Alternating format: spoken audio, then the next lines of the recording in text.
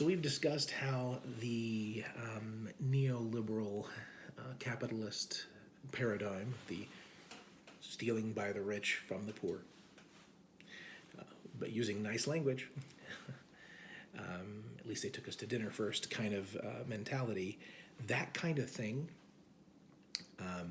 that neoliberal experiment has not been countered by a narrative, by a story that is compelling enough in America because of something called red baiting, REDBAITING, red baiting.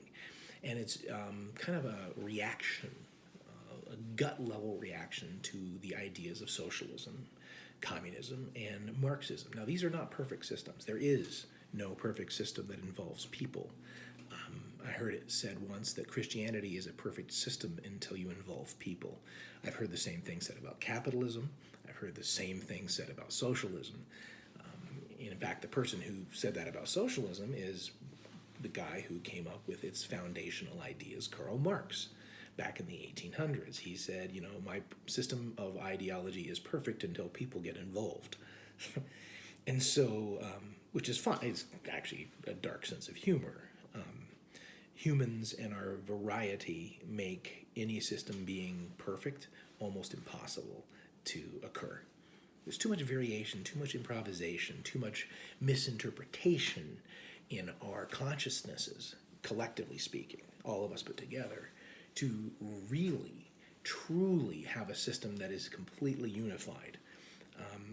And the people who tend to seek such unification tend to be pretty brutal in making it happen. Thus the brutality behind Nazism, behind communism, and the brutality behind capitalism is that this group of political and economic elite want things to be in a very specific way, and they will do anything and everything they can to make that happen. Why? Because it benefits them anyway.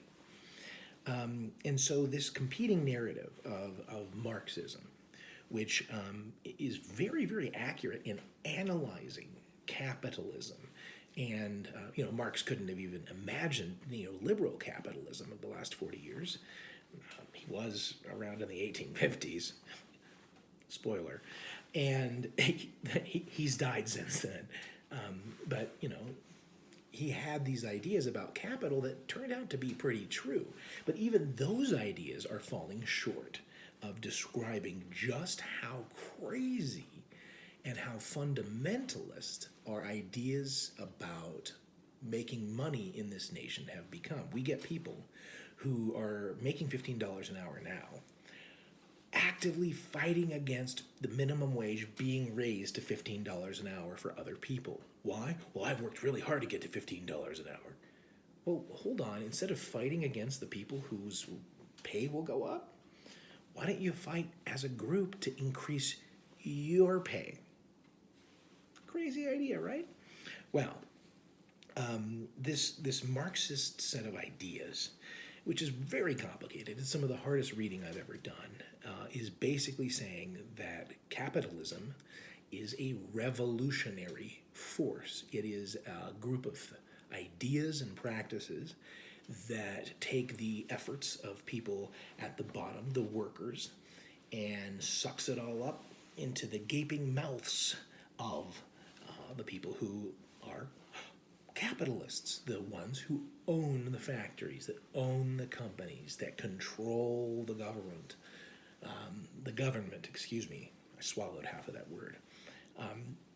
His analysis of capitalism is still pretty much accurate. His solution, even in his own words as he got older, was naive. Hopeful, but naive. He believed that, all the workers should own everything. Now, that's a beautiful idea, but in practice what ends up happening is a few people take control of those workers, and they just become the new elite. Okay? There seems to be that trend in Western thinking in particular of unanimity, of everybody being the same at the same time in the same way, where that plurality of indigenous peoples, of the Americas, of Africa, of the Sami in the far north, the Inuit people, the Athabascan-speaking people, all these groups of people who have been rooted in nature and the network, the complex network of nature, seem to have a truth-telling ability that we in the West lack. And so I think Marx, at the end of his life, combining modern mathematical techniques with socialist ideology and starting to mix that with indigenous mysticism. That's a fancy way of saying Native American belief systems, or not Native American, excuse me. Native peoples, wherever they're from, their belief systems can be incorporated into the socialist ideas to make a better world. Now, what makes this group of people, indigenous people, African American people, marginalized people, what makes them better at understanding reality and the truth? Well, I guess we'll have to tune in next time to find out more about that.